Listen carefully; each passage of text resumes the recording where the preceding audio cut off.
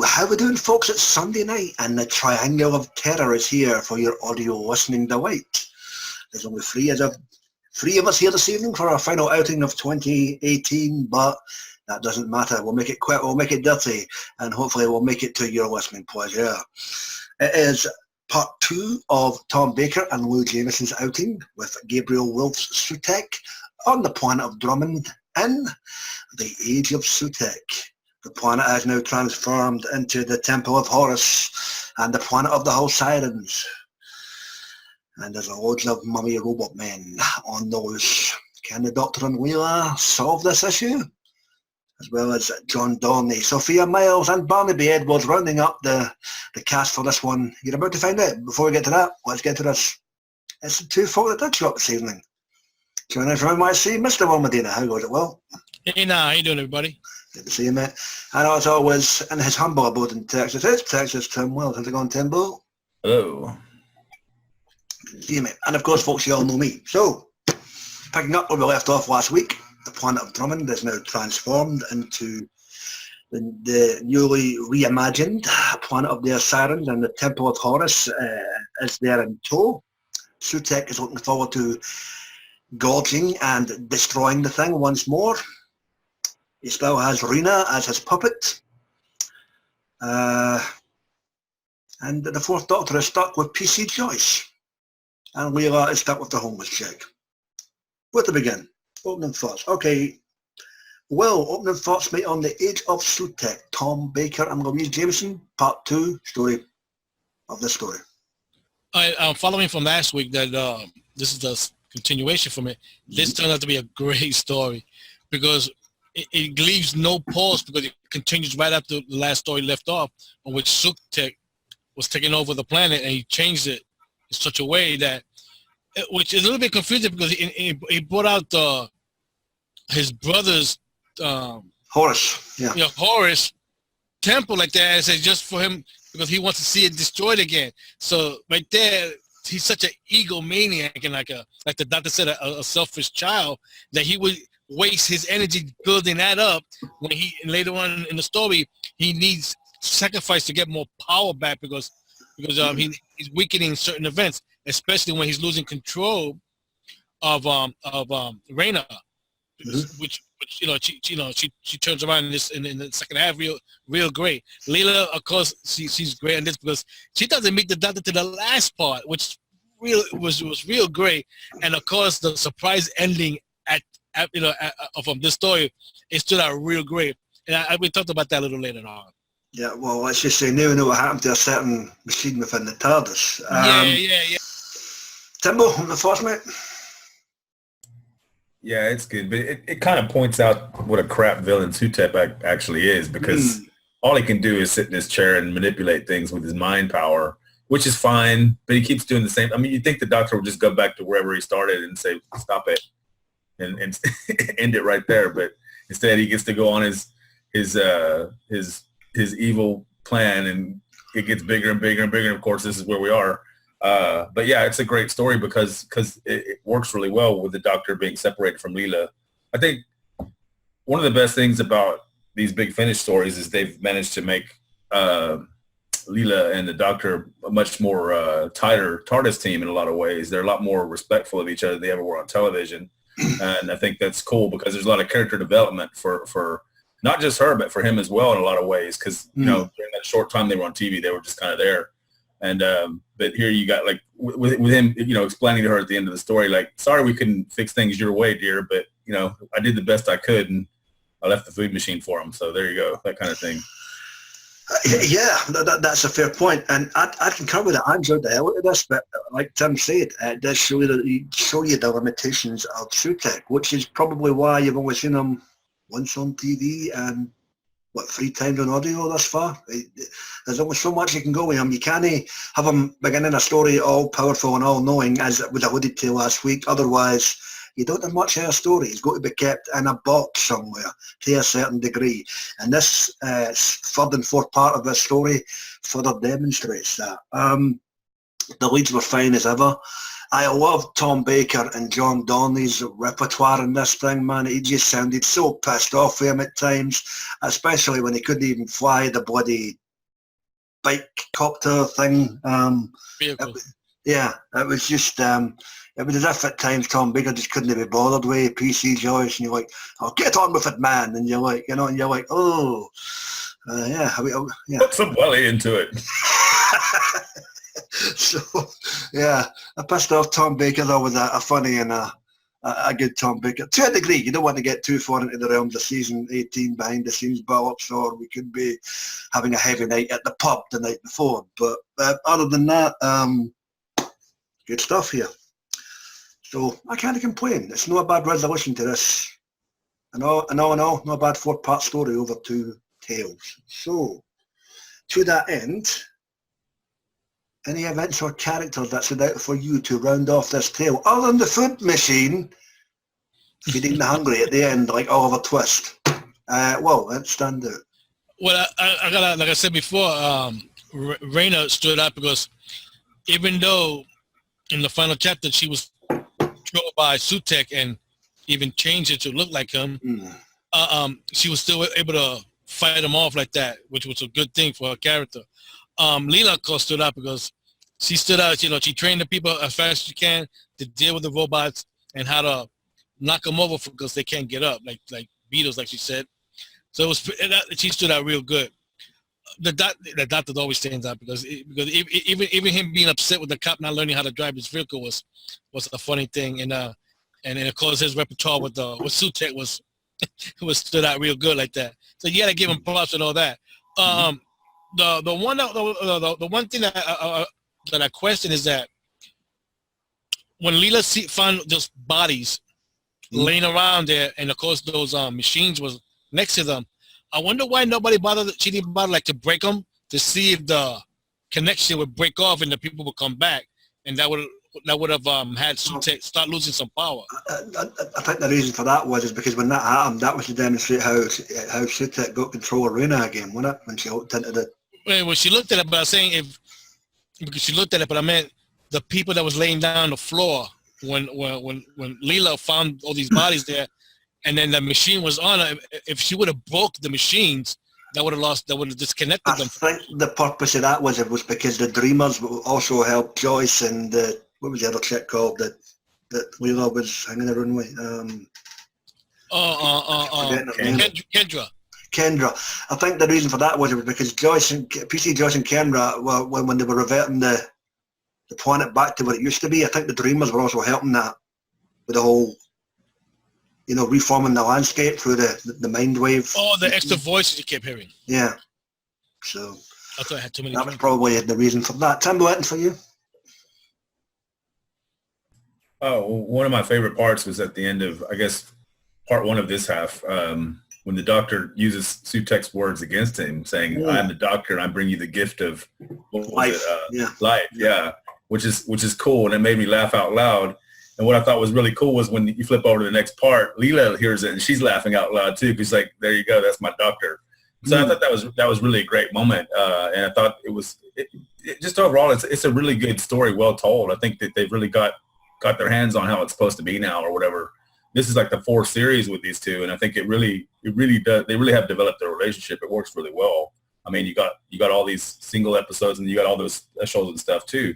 So they've really got a lot under their belt. So much so that Leela's like the 4th Doctor's main companion at this point, if you look at his overall output. Yeah. Yeah. So I mean, it's a great story. I mean, it's again, I think Sutekh's a bit cardboard, but I mean, at the end of the day, it's the nostalgia too. You like to hear a story that reminds you of the Pyramids of Mars. So yeah, I mean, back in the day when it first aired, would it have been better than a one-off film? But then Gabriel Wolf, you can't fault him. It's just the fact that the character's somewhat limited in what you can do with him, as we've alluded to. It's interesting. The bit that got me though was the whole some in the Citadel following their swords, and you had about God knows about 200 people just killing themselves in the name of Sutekh. They had their Jim Jones moment. Yeah, you're like, what the hell, man? This is kind of gory. You sure I'm not watching, Claudius or something? What the hell? But I found that quite interesting. And obviously Leela, when she's supposedly getting, stretched with the vines, as the Citadel's getting reverted back to the previous landscape at the planet Drummond. You think she's getting ripped apart, and then she just starts busting out laughing. And you're like, oh, she's a sadist, but no, not quite. No, it's the fact that the planet is being reverted as a result of Joyce and Kendra and the Dreamers. So yeah, that kind of said it for me, and it was kind of fun. And obviously you had Rena, who managed to break free Sutekh's will and commit the ultimate sacrifice and just say, fuck this, I'm jumping. See you later. I've cut the strings, Geppetto, I'm off. So yeah, why not? And with that, guys, open mic portion of the cast. Anything else you want to bring up? It's going to be quick and dirty tonight before we get this rated and in the can. Well, I liked how Leela kept calling Sutekh horse face, and can you gallop your way over here? There you go. I mean, if this character could have been like that on TV, I bet you she would have stand out as a top 5 favorite companion. Because she was only there for a short time and a year and a half, wasn't it? 18 months. Yeah, like that. Yeah. But if this character, if she would have been like this on TV, I mean, everybody would have been upset when she left because she's a great character, man. The way just the little nicks that she picks up sort of along the way, it makes her a great companion.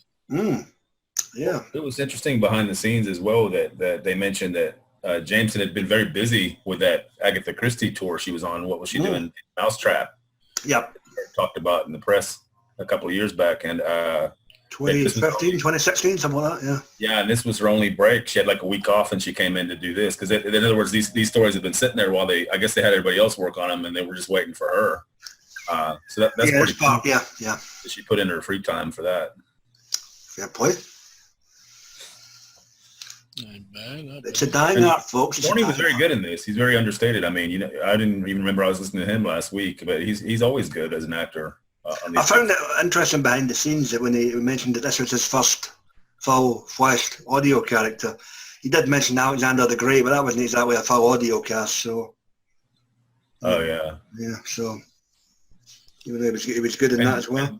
Who is it? Barnaby Edwards, who does all the guest voices. That does everybody in everybody bar the main 5 or 6, I believe. Yeah. So.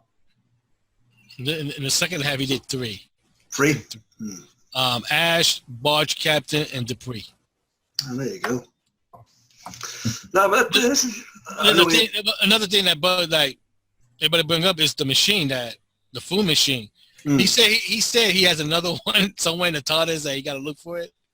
But what's funny is that in a certain way we don't see it no more. We never see it again. No, it's in storage somewhere, just like the park that K9 was running about and the story. There's also like what was it? There's always something in there. The swimming pool. The swimming pool. There's library. They mentioned it. It's in there somewhere. That's the cool thing about it. He doesn't even know. Like, yeah. So there's a 12th Doctor audio adventure where he actually kept a whole jungle in there for one reason or another. It was part of the story, but I mean, it's just he made a mistake, or actually one of his previous selves stored it in there and forgot about it, and then he had to deal with it. It ended up being a problem. I'm going to wager a bet it was 7. Just saying. I got the funny feeling it might be 10, but when he was collecting those animals from extinction. Oh, there you go. Yeah, they're out with Del Souza. Yeah. There you go. Could be that. Yeah. No, but as Tim alluded to, Tom Baker and Age Jameson, they've got various stories under their belt now, and this only adds to the repertoire. So good stuff, What's unusual is that even though Sutekh is gone, we both know he's not destroyed or anyway because to the Doctor, he's gonna see him again as the 7th Doctor, and which is his future, but very happy to Sutekh. But another thing, I think they should do maybe a 2-parter like that, maybe a short trip that the Doctor goes back to that planet and make sure nothing affected wise when it was rebuilt again back to the way it was, didn't happen to nobody. Well, it wouldn't, because Sutekh's not there to do it. That was the whole problem. He wrecked the planet doing what he was trying to do with it, I guess. But I assume when Rena died, his subconscious was disconnected from the mainframe. Yeah. So, I mean, he might turn up again, but I mean, I don't know. Like I said, you have to really. The best way they could bring him back if they wanted to is to have him somehow get complete corporeal form like he wants, like to have his... Again, there's only so much you can do with that as well, because if you do that, how the fuck do you defeat him? It's like... True. I mean, but also, I mean, it's a bit like the Master too. Like, look what he did. If he's run out of bodies, he'll just grab one. So, I mean... Yeah. Fair point. Yeah, got it tracking. All right, guys. Well, since the Triangle of Terror have seemed to have exhausted all possibilities with this little outing. Where's Karen Black when you need her? Exactly. Never mind that. We're Sarah Levette. We have bottles of wine. Okay. If there's nothing else, as we hear those bells jingling, it's that time again.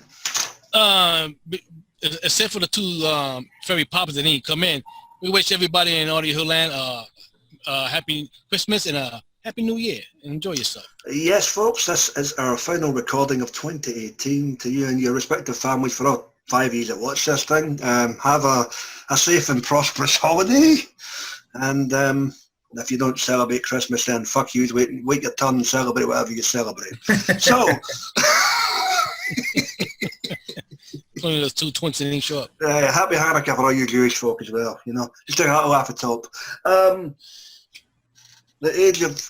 I never said the Age of Steel. That's a David Tennant story. Fuck. The Age of Sutekh. Tom Baker and Louise Jameson, guest starring Gabriel Wolfe.